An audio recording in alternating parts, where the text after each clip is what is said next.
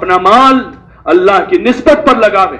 نسبت خداوندی پر جو مال جو چیز لگے گی اس میں برکت ہوگی، اور جو چیز خواہشات پر لگے گی وہ تباہ و برباد ہوگی اور آسمان سے عذاب لے کر آئے گی. اس لیے کوشش اپنے آپ کو بچاوے اس سے، اپنی اولادوں کو سادگی اور مجاہدے کا عادی بنا کہ ہماری اولادیں بھی اس کی عادی بنیں، وہ بھی خواہشات کی زندگی پر نہ جاویں. اپنی بچیوں کو حیا کے ساتھ رکھیں. حیا یہ زیور ہے ایمان والی عورت کا. سونے چاندی کے ہار اور چوڑیاں اور قسم قسم کی ڈیزائنیں وہ عورت کا زیور نہیں ہے. عورت کا زیور حیا ہے. ٹھیک ہے اس کی زینت کے لیے جو اپنے شوہر کے لیے کرے گی اس کے لیے زینت کرے گی جتنی شریعت میں گنجائش ہے. باقی باہر بیٹی حیا کے ساتھ اچھی لگتی ہے. بیٹی حیا کے ساتھ ہو، بیوی حیا کے ساتھ ہو، پردے کے ساتھ ہو. عورت کو اللہ نے چھپایا ہے. ازواج مطہرات نبی کی بیویاں ہیں، پوری امت کی مائیں ہیں. ان ازواج مطہرات سے اللہ کہہ رہا ہے وَقَرْنَ فِي بُيُوتِكُنَّ وَلَا تَبَرَّجْنَ تَبَرُّجَ الْجَاهِلِيَّةِ الْأُولَىٰ. اپنے گھروں میں قرار پکڑی رہو. دور جاہلیت میں جیسے بغیر پردے کے اپنے گھروں سے نکلا کرتی تھی اس طرح مت نکلا کرو. وَأَقِمْنَ الصَّلَاةَ وَآتِينَ الزَّكَاةَ. اور اپنے گھروں میں رہ کر نماز اور زکات کی پابندی کرتی رہو. وَأَطِيعْنَ اللَّهَ وَرَسُولَهُ. اور اپنے گھروں میں رہ کر اللہ رسول کی اطاعت کرتی رہو. یہ ازواج مطہرات سے کہا جا رہا ہے جو امت کی مائیں ہیں. ان کو کہا گیا، ان ماؤں سے کہا کہ اگر تمہارے دروازے نبی کے گھر پر کوئی آ کر معلوم کرتا ہے تو تم اس کو نرم لہجے میں جواب مت دو. اس کے سے نرم لہجے میں بات نہ کرو تم اس سے. عورت کیسے بات کرے گی اجنبی مرد سے؟ اور پھر ہم تو کھلے طور پر دروازے پر روبرو ہو کر بات کرے گی. وہ کیسے ہو سکتا ہے؟ ایک ایمان والی عورت کی غیرت کے خلاف ہے اور ایک ایمان والے مرد کی غیرت کے خلاف ہے کہ اس کی بیوی کسی اجنبی سے روبرو ہو کر بات کر رہی ہے. روبرو ہو کر تو کیا، پردے کے پیچھے سے بات کرنے کا جہاں حکم دیا وہاں اللہ نے ازواج مطہرات سے کہا کہ تم سخت لہجے میں بات کرو، نرم بات مت کرو. کہاں سے آئے ہو بھائی، کیوں آئے ہو، کیا کام ہے، ایسا مت پوچھو اس کو، بلکہ کہہ دو کہ گھر میں کوئی نہیں ہے.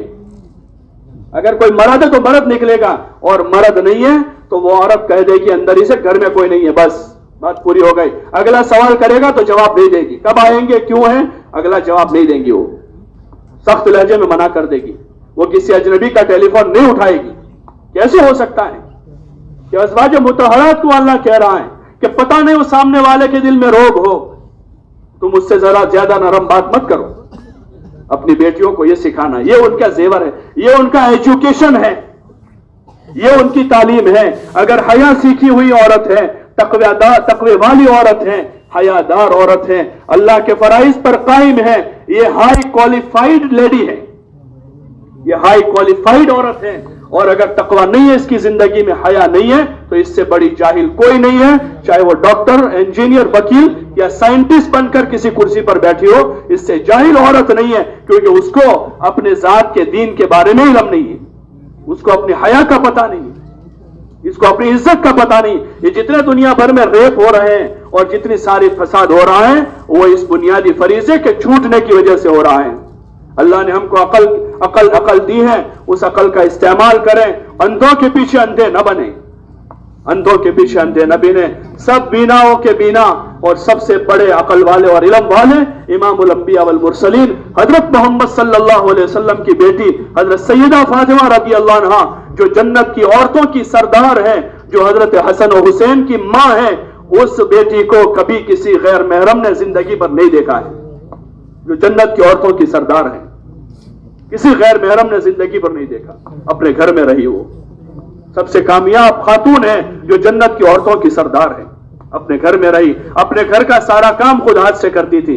عورت کا تو یہی، اس کا تو ہوم سائنس اور ہوم ورک، گھر کا کام اور گھر کا سائنس اس کو پڑھانا ہے. یہ اس کا علم ہے، یہ اس کا ایجوکیشن ہے کہ ماں کے ساتھ کیسے رہنا، ساس کے ساتھ کیسے رہنا، شوہر کو کیسے ٹیکل کرنا، بچوں کی کیسی پرورش کرنا، اپنے پڑوسوں کے ساتھ کیسے سیٹ کرنا، آنے والے مہمانوں کو کیسے مینیج کرنا.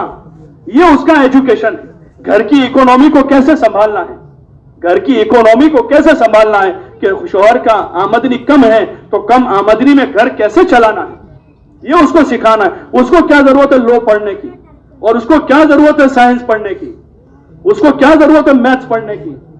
उसकी जरूरत तो यह है कि घर की इकोनॉमी को कैसे कंट्रोल करके इस घर को आबाद करना है, अपने घर के बच्चों की कैसी तरबियत करनी है, अपने शौहर को कैसे टैकल करना है, अपने सास और खुसर के साथ कैसे रहना है, अपने पड़ोसियों के साथ कैसे बर्ताव करना है, अपने मेहमानों को कैसे मैनेज करना है।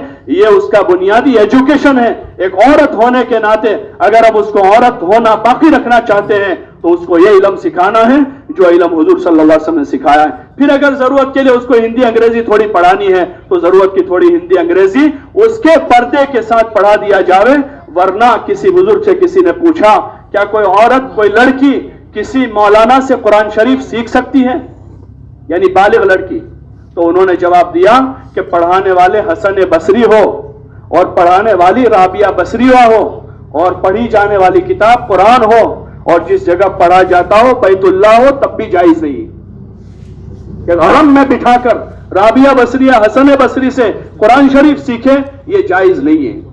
जब तक छोटी बच्ची है वो किसी गैर महरम से पढ़ सकती है। जब मुराहका हो गई यानी 9 साल की हो गई, अब इस बच्चे को मकतब में भी उस्ताद के पास से उस्तानी के पास पढ़ाना चाहिए। तो फिर कैसे गुंजाइश होगी कि वो 50 भेड़ियों के बीच में साल भर बैठेगी, वो 50 दरिंदों के बीच में साल भर बैठेगी जो उसको घोर घोर कर देख रहे हैं रोजाना। वो कॉलेज में है, वो यूनिवर्सिटी में है, वो हॉस्टल में अकेली रह रही है। एक मुसलमान की क्या गैरत मर चुकी है इस बाप की, इस बाप की गैरत मर चुकी है। 50-100 किलोमीटर दूर उसकी बेटी तन्हा वहां राजकोट में और पता नहीं कहां ये तन्हा बेटी वहां पर तालीम MBBS कर रही है और BMS कर रही है। इस बाप की, इस मां की गैरत का जनाजा निकल चुका है, गैरत खत्म हो चुकी इस्लामी।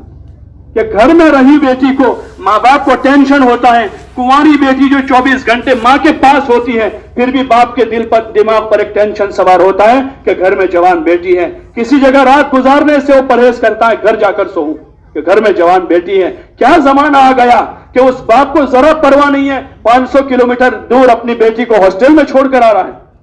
क्या जरूरत है इस तालीम की, क्या जरूरत है इस तालीम की? इस बेगैरती के साथ अपना ईमान बर्बाद करके, अपनी हया का सौदा करके क्या जरूरत है ऐसे एजुकेशन की? अल्लाह के लिए अपनी जात पर रहम करें, अपनी नस्लों पर रहम करें। जिस तरतीब पर, जिस सिस्टम पर हम जा रहे हैं, अहले यूरोप इस पर थूक चुके हैं, वो इससे बेजार हो चुके हैं। उनकी लड़की सब जगह घूम पर अब पर्दे में आ रही है। उनकी लड़की अब सारी यूनिवर्सिटियां कॉलेज घूमकर वो कह रही है कि हमें तो सुकून महसूस हो रहा है पर्दे में।